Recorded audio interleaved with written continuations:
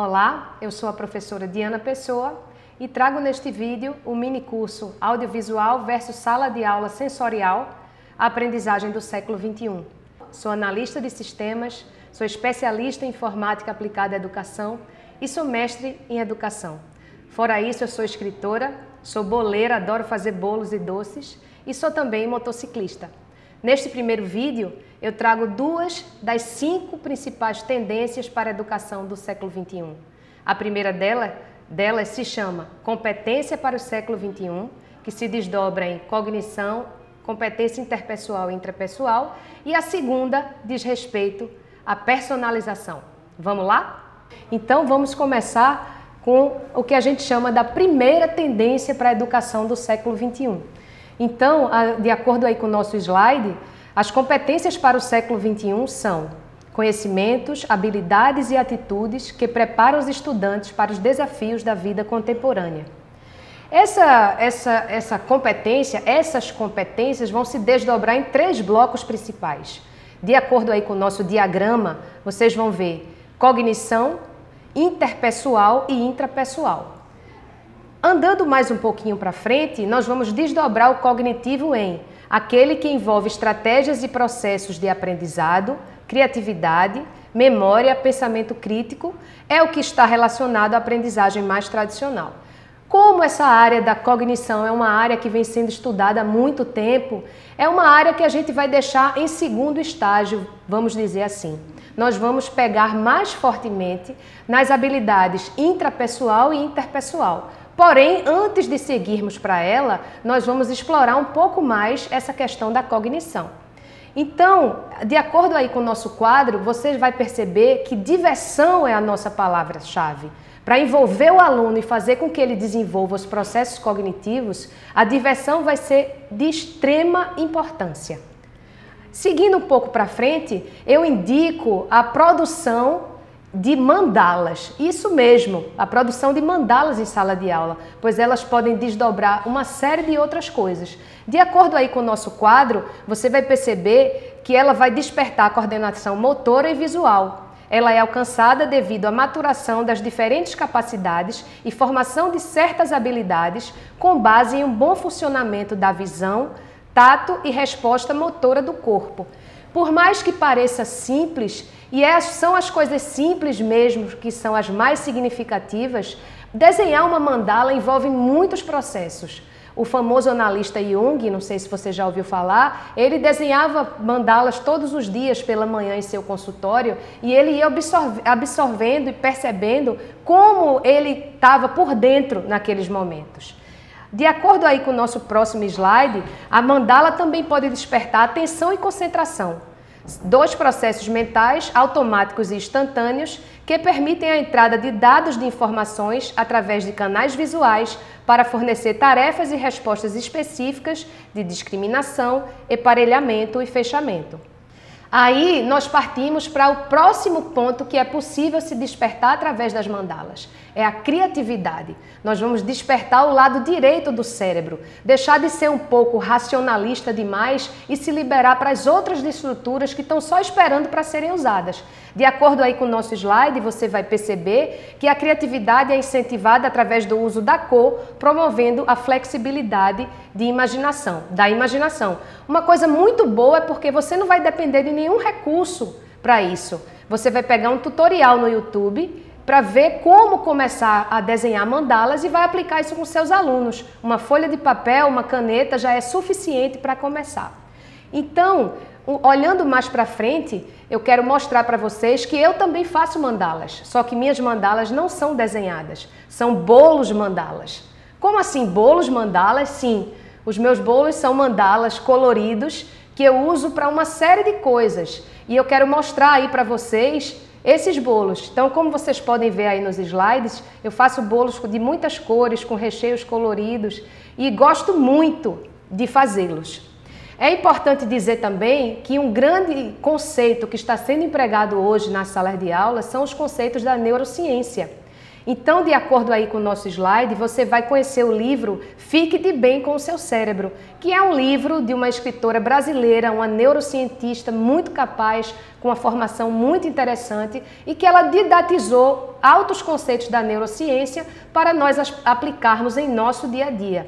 Então, gente, de acordo aí com o nosso quadro, você vai perceber que a neurociência ela se trata de estudos neurológicos que demonstram que a capacidade cerebral dos estudantes é mais intensa quando vivenciam atividades educativas, interativas e práticas do que quando assistem a aulas meramente expositivas. Então, se nós estamos lidando com alunos do século XXI que vivem cheios, cercados de recursos, é o WhatsApp, é redes sociais, é Facebook, Instagram, nós temos que oferecer algo que seja suficientemente interessante para que faça com que ele entre na nossa aula, né? Faça com que ele se sinta interessado em aprender. Então, outra coisa que eu indico muito é a yoga. De acordo aí com o nosso quadro, vocês podem ver o livro Autoperfeição com Hatha Yoga, do professor Hermógenes. Esse livro é uma bíblia para ajudar a despertar muitas das nossas potencialidades latentes que estão aqui guardadas e que a gente não faz uso. Então, é o momento de aproveitar todas as nossas estruturas e a nossa capacidade cerebral e colocá-las em prática.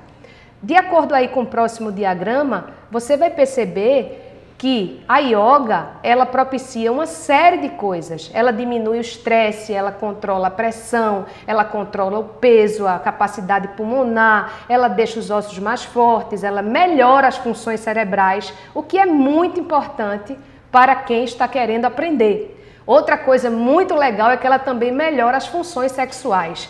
Avançando mais um pouco, eu quero falar agora das habilidades intrapessoais, que, de acordo com o nosso quadro, tem relação com a capacidade de lidar com emoções e moldar os comportamentos para atingir objetivos. Particularmente, é uma das coisas que eu vejo, que eu sinto mais necessidade em minhas salas de aula e em minhas relações. É a capacidade de você aprender a lidar com as emoções. Principalmente quando surgem emoções aflitivas e que é preciso que você mantenha calma suficiente para poder dirimi-las e não se entregar completamente a elas e virar um joguete das emoções. Então é muito importante para o aprendizado hoje o desenvolvimento dessas habilidades intrapessoais.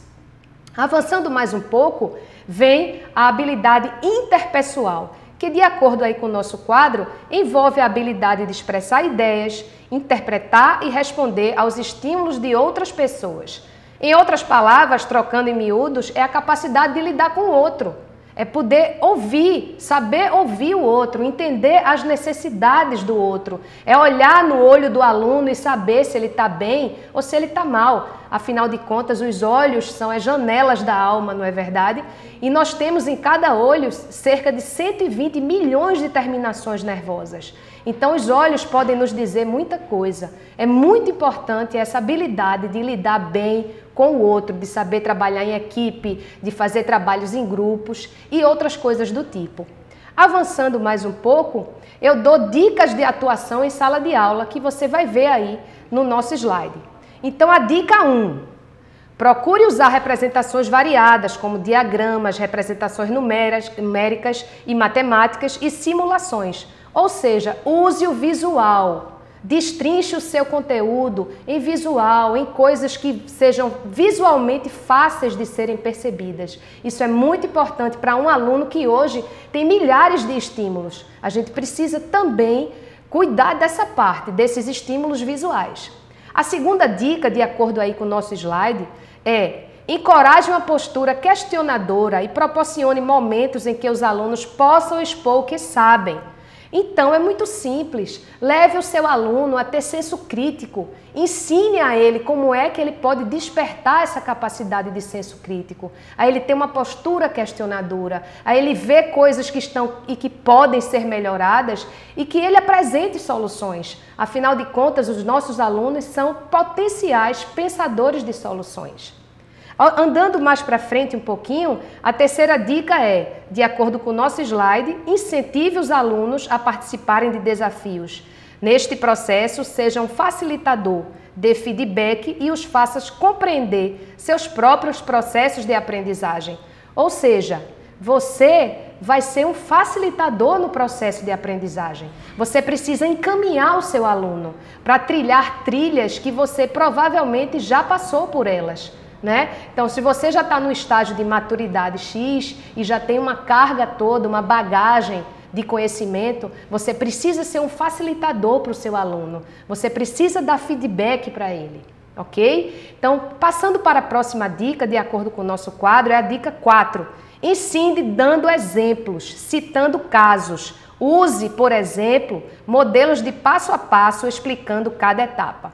Uma coisa que eu gosto muito de pregar é que você não só use modelos explicando passo a passo ou dando o caminho das pedras. O que eu gosto de fazer é usar exemplos de pessoas brilhantes que já passaram aqui pela humanidade e que a gente pode usar essas pessoas e, sobretudo, deve usar essas pessoas como parâmetro, né? Como exemplo para que o aluno possa seguir, possa se inspirar. Inspiração também é uma palavra-chave nas habilidades e competências da aprendizagem do século XXI. Avançando mais um pouco, a dica 5 diz o seguinte: prime pela motivação dos alunos, escolhendo temas que se conectem com suas paixões. Incentive-os a resolver problemas, preste atenção na evolução de seus conhecimentos, muito mais do que em suas notas.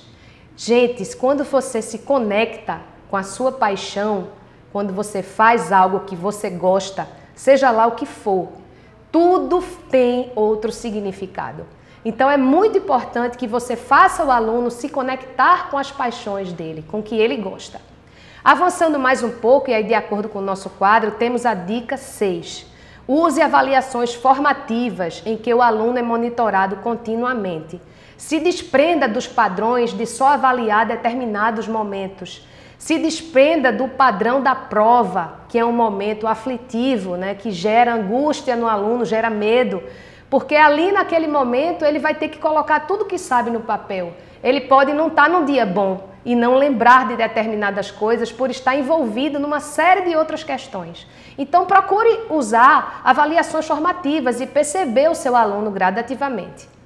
Avançando mais um pouco, eu trago o exemplo do Uncollege. Eu indico o site inove.org.edu, que vai trazer 96 experiências inovadoras de educação. Então, de acordo aí com o nosso quadro, o Uncollege, ele promove o que se chama de Gap Year, ou ano sabático. O que é esse ano sabático? É um ano que você tira para fazer algo que você estava a fim de fazer há muito tempo. Pode ser um curso de fotografia, pode ser uma viagem para algum lugar exótico ou um trabalho social. Então, esse Uncollege, ele, de acordo aí com a nossa figura, você vai perceber que ele é uma alternativa ao modelo de ensino superior, que é caro e que nem sempre proporciona o aprendizado prático e útil para o século XXI. Esse modelo de ensino defende que os jovens possam desenvolver a capacidade de autoaprendizado de maneira livre e independente, longe da universidade tradicional e mesmo assim conseguir um emprego.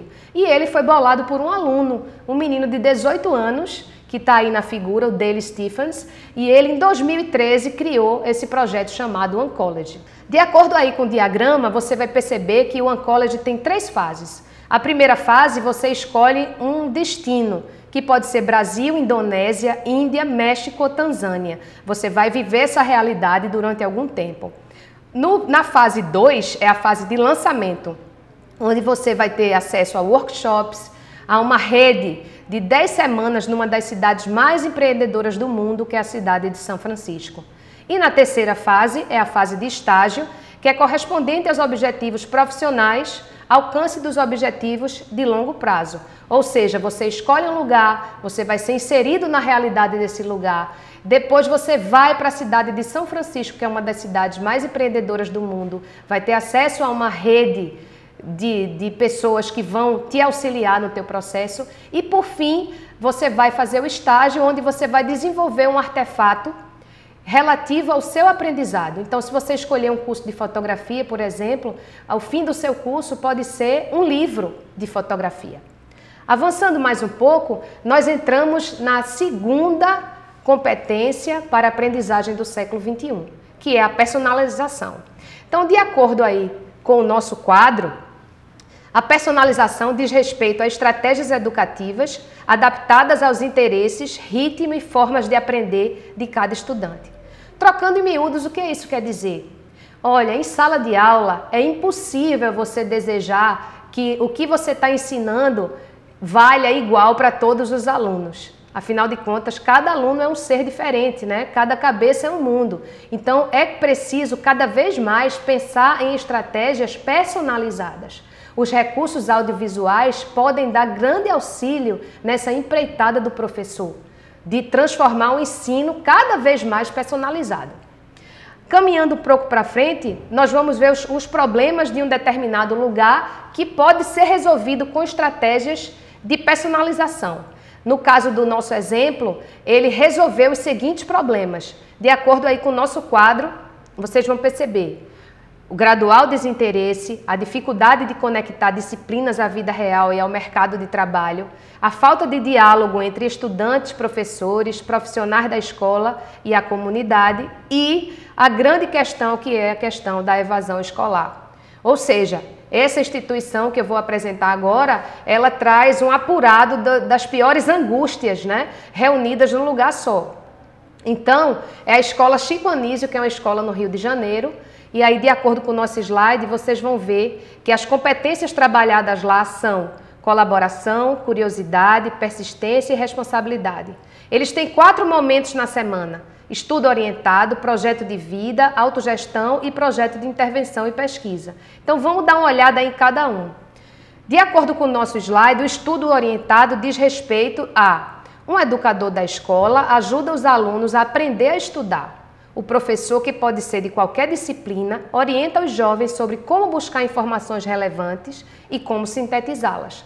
Ou seja, qual é o meu papel hoje? Eu tenho que ensinar o meu aluno a estudar. Eu não posso chegar simplesmente e dar minha aula. É preciso que eu explique para esse aluno a melhor forma ou as melhores formas de estudar, de usar o que ele já tem aqui dentro, da própria capacidade do cérebro que a gente usa tão pouco. Vamos otimizar esse uso. Partindo para o próximo ponto, de acordo com o nosso slide, aí nós temos o projeto de vida. Então, professores se reúnem com grupos pequenos para ouvir angústias acadêmicas ou pessoais e para ajudar a traçar metas maiores. Fora isso, o professor também investiga a si próprio, colegas, família, escola e comunidade.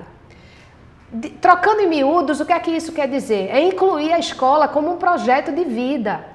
Não só a parte de aprendizagem, a parte cognitiva, a parte curricular, ou a minha preocupação em ter um diploma ao final de um determinado estágio. Eu preciso incluir a escola como um projeto de vida. Eu preciso fazer com que a escola seja sentida dentro e fora de mim.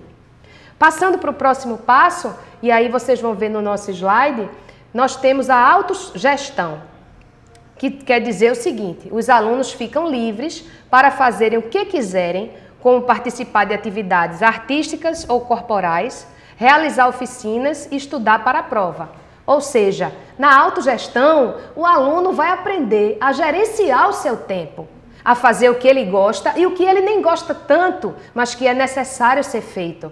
Então, ele tem que aprender a desenvolver a autogestão.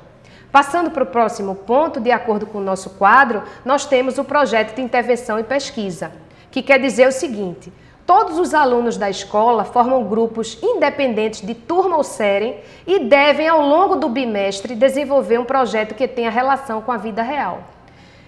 É maravilhosa essa proposta. Esquecer que somos separados por salas de aula, esquecer que temos barreiras entre nós. Perceber que eu posso juntar os alunos de variadas séries para que um troque experiência com o outro, para que um viva as coisas que o outro vive. É muito interessante poder fazer com que esses estudantes se relacionem, interajam e façam da escola um grande projeto, o projeto de sua vida naquele estágio em que ele está participando dela. É isso. Nesse vídeo, nós vimos 2 das 5 principais tendências para a educação do século XXI. Veremos as 3 faltantes no próximo vídeo.